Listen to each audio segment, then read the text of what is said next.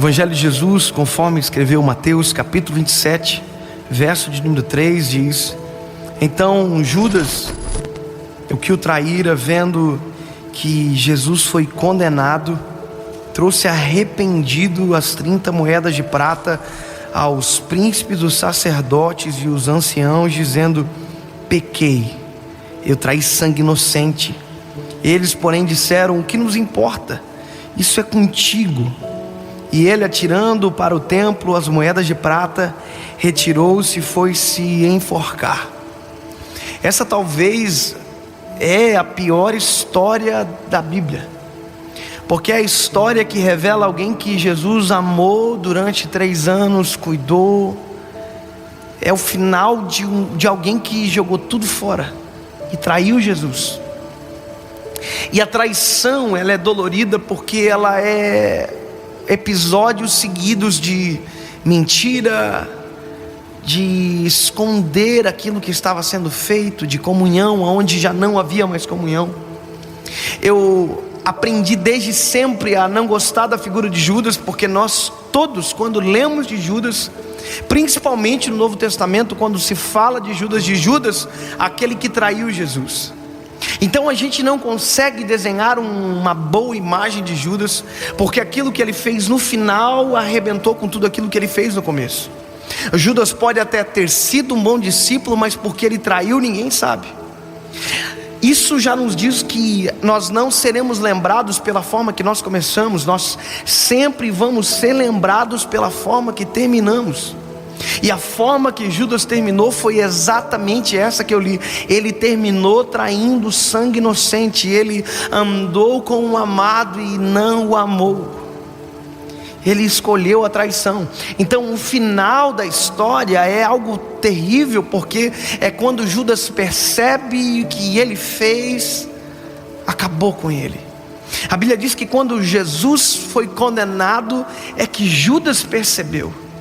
E é exatamente o gatilho que faz ele perceber que ele arrebentou com tudo. A Bíblia diz: e Judas viu que Jesus foi condenado e se arrependeu e foi devolver as moedas. Nós, seres humanos, parece que precisamos da queda fatal para poder ver que estávamos caminhando errado. É como se nós estivéssemos numa estrada e todo mundo estivesse dizendo: ei, você vai cair, você vai cair, você vai cair. E nós disséssemos: não, está tudo bem, está tudo bem. E é exatamente isso que acontece com Judas. Ele está traindo Jesus e todo mundo está dizendo à volta: ei, não faça isso. Jesus diz: alguém vai me trair. Ele diz: quem foi? Ou seja, ele continua num algo que vai dar errado. É uma cegueira que é algo que a gente lida hoje. Pessoas que estão vivendo uma vida infeliz, arrebentada, e você diz: como você está? E a pessoa diz: está tudo bem. Porque a cegueira é isso. Todo mundo percebe que está algo errado, só quem está cego diz que não. Uma vez alguém disse que quem tem bafo não sabe. E eu achei interessante, porque quem tem bafo não sente, mas quem está perto diz: ei, você está com bafo. E pior é as pessoas que não conseguem dizer, porque fazem caras e bocas, mas não têm coragem de dizer o porquê. Judas teve a oportunidade de se arrepender, teve a oportunidade de voltar atrás, teve a oportunidade, mas ele está cego. E sabe como é triste lidar com gente que está cego? Eu estava alguns dias atrás ministrando em uma cidade do Brasil, e eu me lembro que um jovem me procurou dizendo: pastor David, lembra de mim do ano passado? Eu olhei para ele e disse: não lembro. Ele disse: eu era barbudão assim e tal, e o senhor não lembra? Não, tá com a barba menor assim agora. Eu falei: mas por quê? Ele falou: no ano passado, quando o senhor esteve aqui, eu estava com câncer de 27 centímetros no meu abdômen. E isso era domingo, e segunda-feira eu ia fazer a cirurgia para retirar o tumor e começar a quimioterapia. E eu disse para ele: sério, cara, e o que aconteceu? Ele disse: pois é, naquele domingo eu aceitei a Jesus como Salvador da minha vida. E eu me lembro que eu procurei o senhor no final e disse: pastor, ora por mim, porque eu creio que Jesus pode me curar e amanhã não ter nada na hora de cirurgia.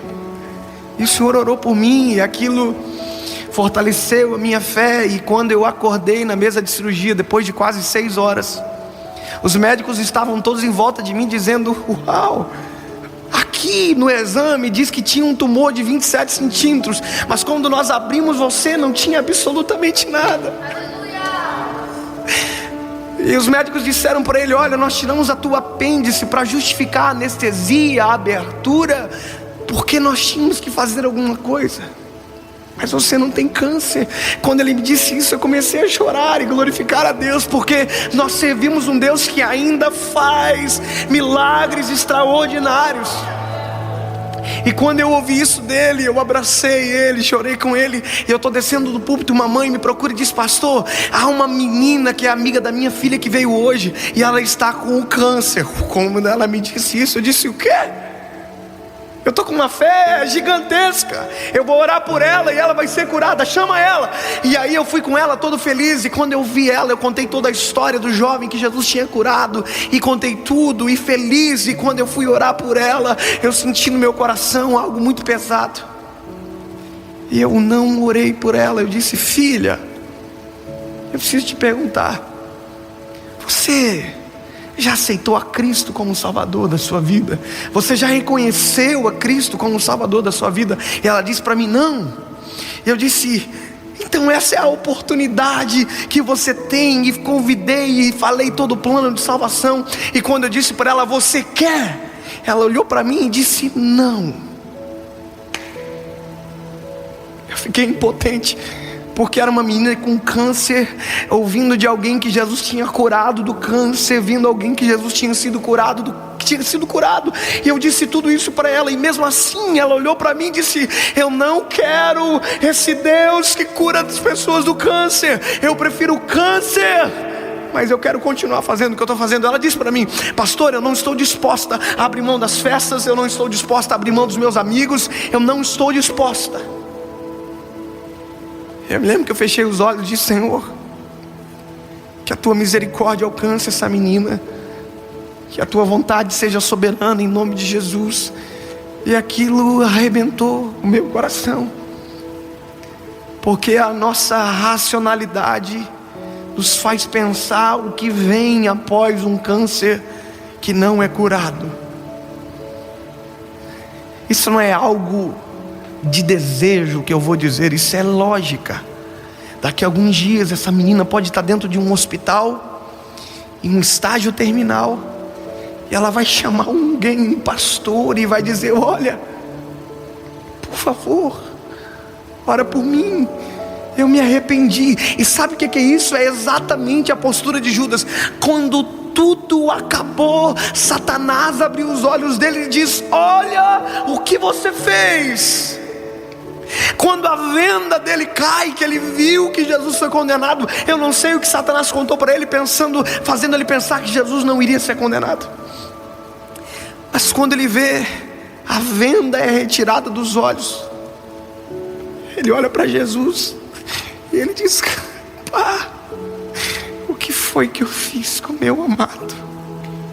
A Bíblia diz que ele pega as 30 moedas de prata, vai até o chefe do sacerdote e diz: toma, eu não quero. O chefe dos sacerdotes olha para Judas e diz: ei, agora é contigo. Nós não queremos isso daqui, porque essas moedas têm preço de sangue. É exatamente isso que Satanás faz todos os dias com milhares de jovens. Quando o final chega, quando a esquina da vida se apresenta e a pessoa corre, é exatamente isso que elas ouvem: foi você que fez, foi você que caiu. Satanás nunca vai dizer que foi ele. Judas nunca descobriu, mas Mateus capítulo 27, verso 3, ou algo parecido que não me vem à memória, mas diz em um texto: Satanás entrou em Judas. Ou seja, tudo aquilo foi algo guiado, arquitetado por Satanás, e aconteceu dentro de uma cegueira, de uma brecha aberta. O final da história é que Judas pega as 30 moedas de prata que ele recebeu para levar os soldados no Getsemane, no ambiente de intimidade de Jesus. Ele invadiu com uma multidão de soldados, Ele beijou Jesus no rosto, e quando Jesus viu ele, Jesus disse para ele: amigo, o que você veio fazer aqui? E Judas beija ele. A Bíblia diz que no beijo de Judas é um beijo de amor, no original é um beijo de amor. Isso significa que traição não oculta o amor, apenas divide ele.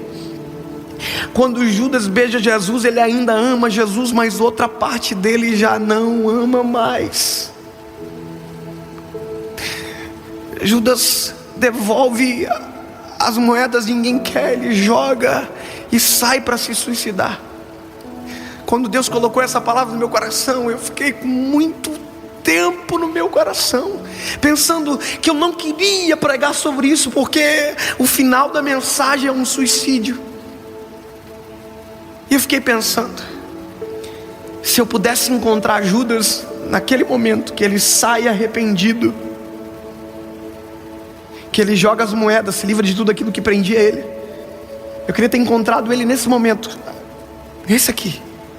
Eu encontrar ele, é loucura, mas é isso mesmo, imaginação. Eu ia encontrar ele, eu ia dizer: Judas, calma. Ele ia dizer: não, eu destruí a minha vida, eu estou indo me suicidar, eu acabei com tudo. Eu ia dizer: não, calma. Ele ia relutar dizendo: mas o filho do homem vai morrer porque eu traí. Eu disse: vai, mas calma. E ele ia se irritar, talvez ia dizer: por que calma? E eu ia dizer: porque se você esperar 3 dias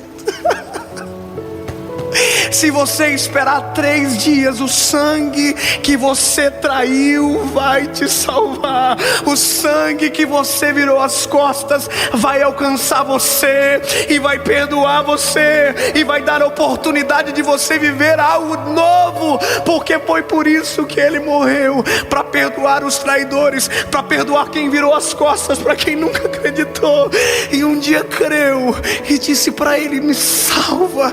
E o sangue dele escorreu no madeiro e alcançou todos eles, inclusive eu.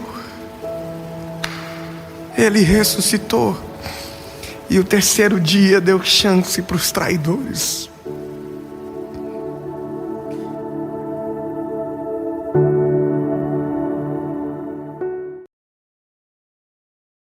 이런 양보를 하기를 얼마나 꺼렸는지 나보다 더 잘 이해하는 사람은 없습니다. 우리는 서로에게 너무 많은 빚을 지고 있습니다. 이번에는 수술을 빨리 끝내야 합니다. 방금 잠든 것 같다고 생각했는데 깨어나 보니 상처 외에도 여전히 통증이 있었습니다. 나는 다른 감정이 전혀 없습니다. 기억에 따르면 티에우다는 아직 어린아이였고 울기만 하고 내가 그런 줄로만 알았고, 심지어 이 전문가들이 나에게 전극을 이식하는 것을 잊었다고 의심하기도 했습니다.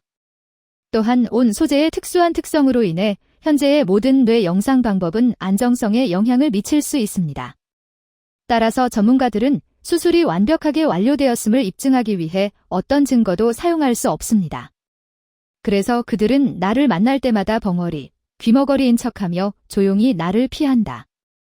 나는 KY 응우엔의 IPO가 성공적으로 끝날 때까지 매일 기다렸습니다. 지갑은 두꺼워졌지만 마음에는 여전히 아무런 변화가 없었습니다. 트렌민, 매일이 행복해요. 그는 내 뇌의 면역세포가 전극에 반응하기 전에 신속하게 전극을 제거할 계획이었습니다. 낮에는 개를 산책시키고 밤에는 내가 당신을 꾸짖습니다. 당신은 정말 사기꾼입니다. 무엇? 경제 시스템, 뭐. 모두 돈 사기입니다. 머리에 구멍이 뚫렸어요. 내가 바보로 변해도 그건 다 너 때문이다. 트렌민은 돌아서서 나를 꼭 껴안았습니다. 그의 몸은 용암처럼 뜨거웠습니다. 그는 그의 귀에 속삭였습니다. 나, 멍청한 아이, 내가 키우고, 멍청한 아내, 나도 키우고, 파괴합니다. 나는 2 사람이 있는 것을 후회한 적이 없다. 그 해에 너희 둘을 잘 돌보지 못한 것이 후회스러울 뿐이다.